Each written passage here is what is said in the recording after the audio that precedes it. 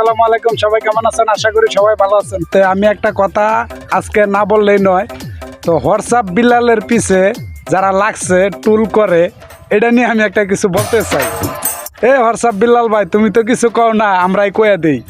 WhatsApp বিলালের উপর মানুষ তো ক্ষিপ্ত কেন, সেই কথাটা আজকে আমি সবাইরে বলে দেই, সবাই জানুক।